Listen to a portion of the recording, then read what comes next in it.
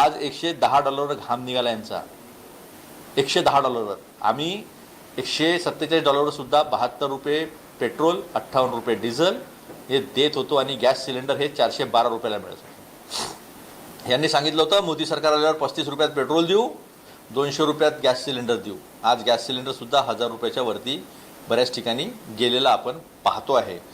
याचं कारण असं आहे की शेअर मार्केटमधनं इन्स्टिट्यूशनल इन्व्हेस्टर जे आहे ते मोठ्या प्रमाणावर इथून डॉलर परत घेऊन चाललेले आहे. गंगाजळीतले विदेशी गंगाजळीतले डॉलर विकून विकून विकून विकून अनेक दिवस प्रयत्न केल्यानंतर सुद्धा आज डॉलर हा 95 क्रॉस करून 96 जवळ आलेला आहे. लवकरच हा 100च्या वरती गेल्याशिवाय राहणार नाही अशी परिस्थिती आज निर्माण झालेली आहे. काही दिवसापूर्वी सगळ्यात कमी परफॉर्म करणारी करन्सी म्हणून आशियातली भारताचा आपला रुपया होता. 36% घसरण झालेली आहे, ती 40% गेलेली आहे. आज जगामध्ये सर्वात कमी किंमत असलेला, सर्वात जास्त घसरण झालेला कुठलं चलन असेल तर त्याचं नाव आहे रुपया. आणि हे सगळे जे धोरणं जे आहे हे धोरणं नरेंद्र मोदींच्या काळातले झालेले आहे. आता आपण पाहिलं असेल की यांचा make in India fail, manufacturing sector fail. आणि मॅन्युफॅक्चरिंग सेक्टर आणि मेक इन इंडिया फेल होण्याचं कारणच आहे की आपली आयात जी आहे ती मोठ्या प्रमाणावर वाढलेली आहे आणि सगळे चुकीचे निर्णय घेण्याचं काम. आता सांगितलं लोकांना सोनं विकत घेऊ नका. 3.5 करोड लोक याच्यावर रोजगारावर अवलंबून आहे. त्यांचा काहीच विचार केला नाही. दुसरी कुठली आपली नीती आणता येतात का, ETF मध्ये ट्रान्सफर करता येतं का, काहीच नाही. सरळ सरळ सांगून दिलं. पण त्याच्यानंतरही जे भाषण झालं त्याच्यानंतरही 119 रुपये 190 पैसे हा रुपया जो आहे तो पुन्हा खाली पडलेला आहे. आता आपण पाहिलं असेल की 2015 साली म्हणजे जेवढं सांगितलं की 5 वर्षामध्ये शेतकऱ्याचं उत्पन्न डबल करू, 2022 पर्यंत सगळ्यांना घरं मिळून जाईल, अशा अनेक घोषणा केल्या. त्यापैकी एक घोषणा होती 2015 साली जी केली होती ती ऑइल प्रोडक्शन जे आहे, ऑइलची जी गरज आहे बाहेरून विकत घेण्याची ती आपण कमी करू, ऑइल प्रोडक्शन वाढवू आणि 67% जी गरज आहे ती खाली आणू. काँग्रेसच्या काळामध्ये 88% 2004 साली 2014 पर्यंत 77% आपण गरज खाली आणलेली होती, आपलं प्रोडक्शन वाढवलेलं होतं. यांनी तर आता इथेनॉल आणलं. गडकरी साहेबांनी उत्तर द्यावं. गडकरी साहेब म्हणले होते 15 रुपयामध्ये आम्ही पेट्रोल देऊ तुम्हाला, अशा पद्धतीचे इथेनॉल देऊ की तुम्हाला सारखा मिळेल. त्या इथेनॉलमुळे गाड्यांचा सत्यानाश होता तो भाग वेगळा, पण आता त्या 15 रुपयाच्या पेट्रोलचं काय झालं याचं उत्तर गडकरींनी द्यावं. आणि 67% तर उत्पादन खाली नाही आलं, उलट आपलं आयात उलट 67% नाही ती 77%वरून 89% जी आहे ती आयात आपली वाढलेली आहे. आणि त्याचा सुद्धा परिणाम एकत्रित एक तर आयात वाढली, कच्च्या तेलाच्या किमती वाढून राहिलेल्या आहे आणि आपल्या रुपयाची किंमत जी आहे ती सातत्यानं खाली जात आहे. या तिन्हीचा परिणाम जो आहे तो सामान्य माणसाला आता भोगावा लागणार आहे. काही दिवस 78 दिवस लोकांची मजा झाली. निवडणुका असल्यामुळे नरेंद्र मोदी सांगत होते काहीच कमी नाही, काहीच कमी नाही. आणि त्यावेळेस राहुल गांधी सगळ्यांना सांगत होते की नाही आपण अडचणीमध्ये आहोत. त्याच वेळेस काही उपाययोजना करणं गरजेचं होतं, त्या उपाययोजना केल्या नाही.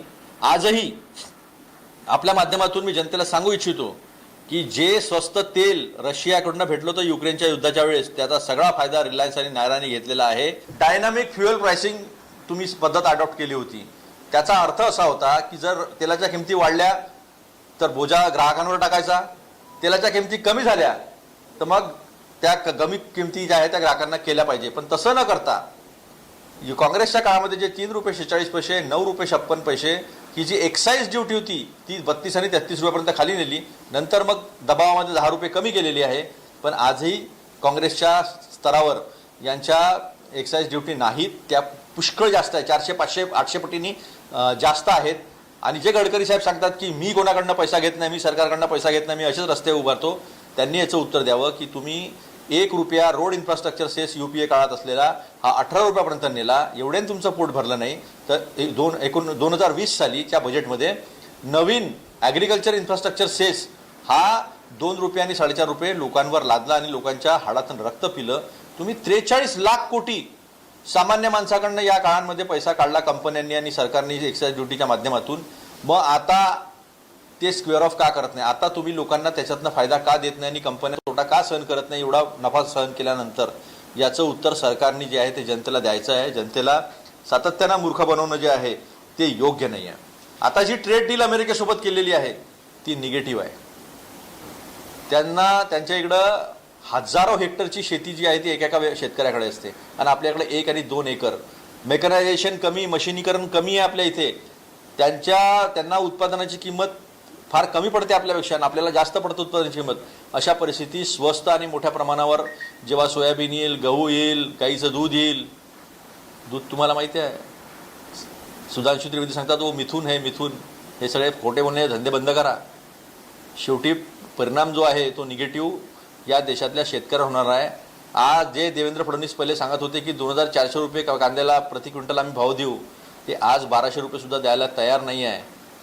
प्राईस स्टॅबिलायझेशन फंडमधनं हे सगळा जो आहे महाराष्ट्र आणि देश पाहतोय. कारण महाराष्ट्र 40% उत्पादन कांद्याचं महाराष्ट्र करतो आहे आणि त्या शेतकऱ्याचे काय अवस्था आहे, काय हाल आहे, हे सगळं आपण पाहिलेलं आहे.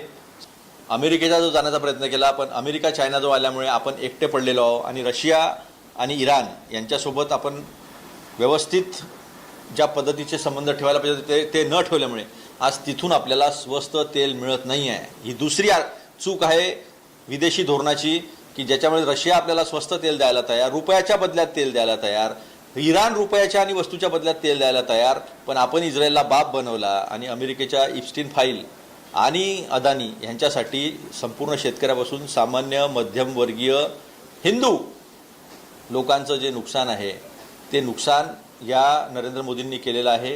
येणारा काळ अतिशय कठीण आहे. येणाऱ्या काळामध्ये अशा पद्धतीची मंदी जी आहे त्याला आपण 100% पुढे जाणार आहे. सगळेच धोरणं चुकलेले आहे. नोटबंदीमुळे लोक देशोधडीला लागले, मध्यम आणि छोटे उद्योगधन संपले, चुकीच्या GSTमुळे मध्यम उद्योग आणि छोटे उद्योग पूर्ण गळचेपी झाली, चुकीच्या लॉकडाऊनमुळे गळचेपी झाली आणि त्यांनी दिलेला कुठलाही टार्गेट जो आहे तो आजपर्यंत पूर्ण झालेला नाही.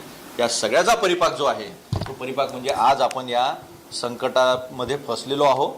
याचं कारण, तात्कालिक कारण जरी आताचं जरी थोडंफार युद्धाचं असलं तरी चुकीचं विदेश धोरण, चुकीचे आर्थिक धोरणं आणि आर्थिक धोरणं हे फक्त दोस्तांसाठी AA साठी करण्याचा परिणाम जो आहे तो आज सामान्य जनता या भारतामध्ये आणि महाराष्ट्रामध्ये भोगत आहे. परिस्थिती सांगितली पण सरकार ही परिस्थिती मानायला तयार नाही. कारण दिवस सगळं खराब आहे, मात्र जनतेने जर साथ दिली म्हणजे पेट्रोल कमी वापरलं, सोने कमी खरेदी केलं किंवा नाही खरेदी केली तर हे दिवस पलटू शकतात आणि चांगले दिवस पुन्हा येऊ शकतात किंवा जी परिस्थिती आहे ती चांगली होईल. हे लोकांना गुंतवून ठेवण्याचा धंदा आहे. अरे पेट्रोल आहेच नाही, तुम्ही वापरणार कुठून? तुमचा जो स्टॉक आहे त्या स्टॉकची लिमिट किती? फक्त तुम्ही 250 मेट्रिक टन हे करणार आहे, किती असायला पाहिजे? त्याच्यामुळे 5 लाख बॅरल जे आहे, मिलियन बॅरल म्हणजे 50 लाख बॅरल जे आहे ते दर दिवसाचं आपलं कन्झम्पशन आहे देशाचं. आज आपली कॅपॅसिटीच नाही आहे. एक दिवस देवेंद्र फडणवीस साहेब बुलेट घेऊन गेले, दुसऱ्या दिवशी ताफा पाहिला आपण पुण्यातला खालचा.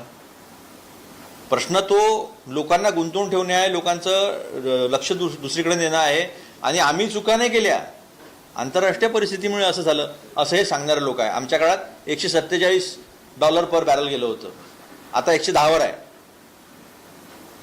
तेव्हाही आम्ही 72 देत होतो, ₹58 होता, आता 96च्या जवळपास आलेला आहे, ₹95.73 काहीतरी.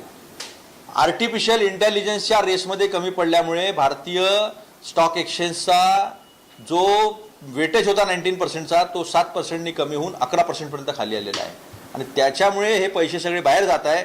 आज जे पैसे आहेत ते न्यू पेन्शन स्कीम लोकांना SIP मध्ये लावलेला आहे. पेन्शन बंद करून SIP मध्ये लोक पैसे टाकत आहेत. लोकांचाच पैसा, लोकांच्याच बँकेच्या संस्थांमधला जो पैसा आहे लोकांचा तोच वापरून शेअर मार्केट स्टेबिलाइज करण्याचा प्रयत्न आहे. हे शेअर मार्केटमध्ये फॉरेन इन्स्टिट्यूशनल इन्व्हेस्टमेंटचा काही गुंतवणूक नाही, प्रायव्हेट गुंतवणूक नाही आहे, काहीच नाही आहे.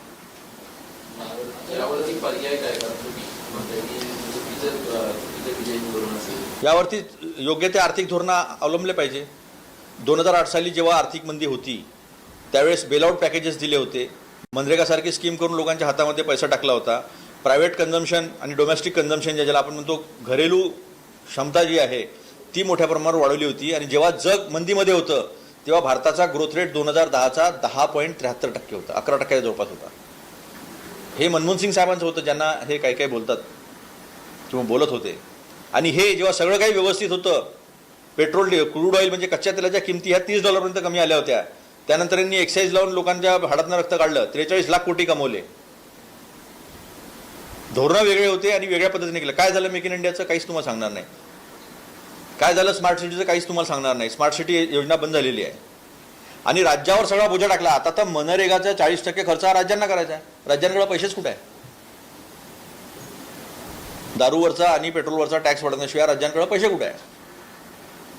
सेंट्रली स्पॉन्सर्ड स्कीम असतात काही म्हणजे केंद्र राज्य पुरस्कृत असतात.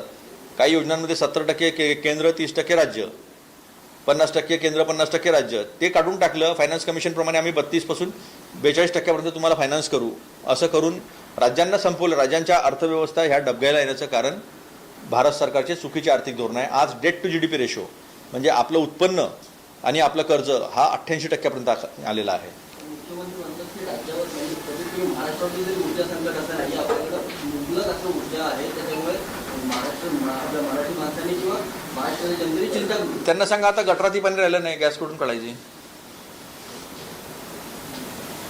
एक थोर शास्त्रज्ञ आपल्या देशाचे पंतप्रधान नरेंद्र मोदी त्यांनी सांगितलं होतं की गटर से गॅस.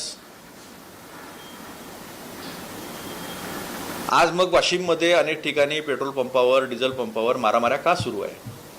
सगळं काही व्यवस्थित आहे, सगळं काही व्यवस्थित आहे, तर मग ह्या मारामाऱ्या, पोलीस बंदोबस्त का सुरू आहे? याचं उत्तर त्यांनी द्यावं. सातत्यानं मागच्या 10 वर्षामध्ये 114 पेक्षा जास्त पेपरफुटी झालेली आहे. आपल्या इथं आपण पाहिलेलं आहे की स्पर्धा परीक्षांचे पेपर कशा पद्धतीनं फुटलेले आहे. मुलं, काही ज्या 4 लोकांनी आत्महत्या केल्या आणि आता हे जे आत्महत्या तुम्ही सांगतायत, आई वडील जमिनी विकून, सोन्याचे दागिने विकून पोरांना शिकायला पाठवतात, पोराला नोकरी लागेल, चांगल्या ठिकाणी पोरगा पास होईल. हे जेव्हा सगळं भंग होताना दिसतं त्यावेळेस पोरं हताश होऊन आत्महत्या करतात. ह्या आत्महत्या नाही आहे, या सरकारच्या करप्शनमुळे झालेल्या हत्या आहे. आमचा स्पष्ट आरोप आहे, सरकारी हत्या आहे. शिवसेना आणि राष्ट्रवादी मिळून 40 आमदार जे आहेत ते भाजपाकडे जातील आणि तिथून निवडणूक लढवतील. दोन्ही पक्षांचं अस्तित्व संपलं. मग ते आता नड्डांनी म्हटलंच होतं ना.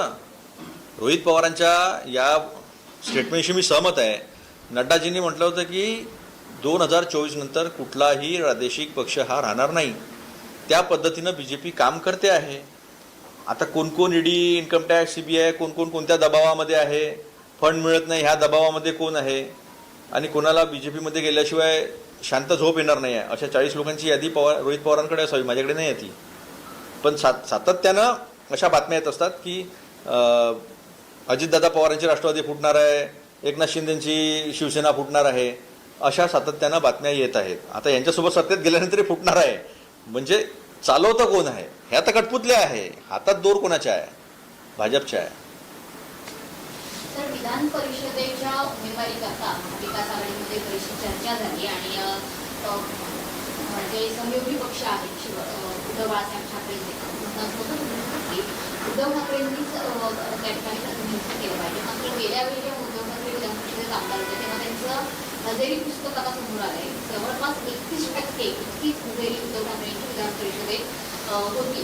त्याच्यामुळे त्यांच्या एकंदरीत उपस्थितीविषयी आणि कार्यक्षमतेविषयी प्रश्नचिन्ह निर्माण झालेला आहे. आता सुद्धा सहयोगी पक्ष उद्धव बाळासाहेब ठाकरे आहे आपला, त्यामुळे विधान परिषदेतली कामगिरी ही महाविकास आघाडीनं आता जास्त गांभीर्याने घ्यायला हवी आहे.